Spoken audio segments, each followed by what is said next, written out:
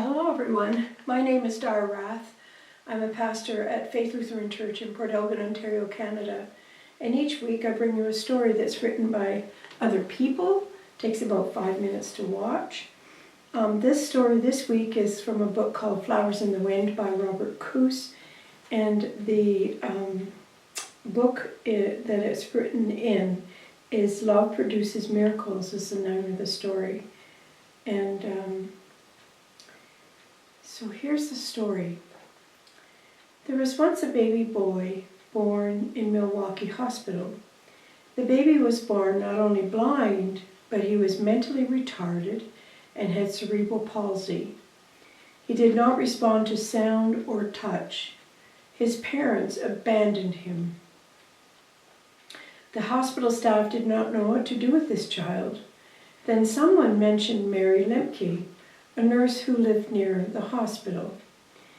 May had already raised 5 children of her own, and she was known to be a very caring and competent person. The hospital staff asked May if she would raise the child. They assured her that he will probably die young. May responded to the request by saying, "I'll be happy to take care of the baby, but he won't die young."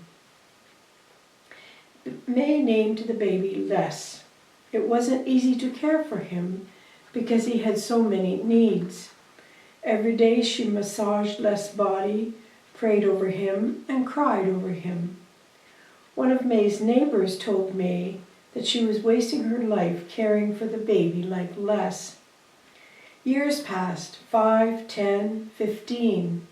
It wasn't until Les was 16 years old that May was able to teach him to stand by himself. All this time, Les never responded to May.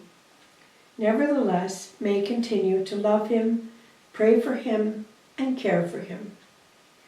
Then one day, May noticed Les's finger plucking a string on a package. She wondered if it was possible that Les was sensitive to music. May began to surround Les with music. She played every kind of music imaginable for him, hoping that it might touch something inside of him. Eventually, May and her husband bought a second-hand piano and put it in Les's room. May took Les's finger and showed him how to push the keys down, but Les didn't appear to understand. Then one winter night, May awoke to the sound of someone playing a melody from Tchaikovsky's Piano Concerto No. 1. May and her husband were astonished to discover Les sitting at the piano, smiling and playing the piece by ear. Les had never gotten out of bed before, and he had never seated himself at the piano before. He had never even struck a key on his own before, and now here he was playing beautifully. Soon, Les began to live at the piano.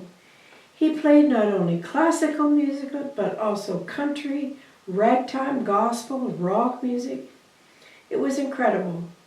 All of the music that May had played for him had been stored in Les's brain, and now it was flowing out through his hands into the piano.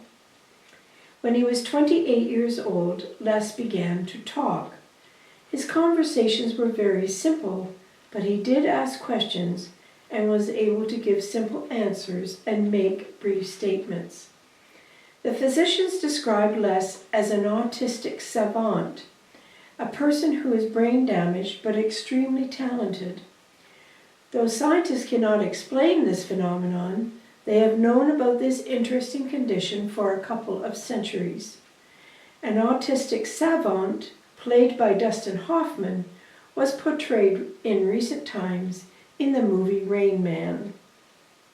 May Lemke cannot explain how Les was able to play the music. She only knows that the unconditional love, persevering through time, had something to do with Les's gaining a better quality of life. This beautiful story illustrates a most remarkable outcome of unconditional love and perseverance. Certainly the love of May Lemke was something all of us would hold to be noble and worthy of modeling. My goodness, what a wonderful story this is, and how difficult it must have been for May to have looked after this small child. Wow.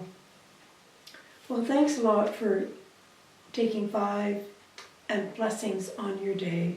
I hope it gave you something to think about.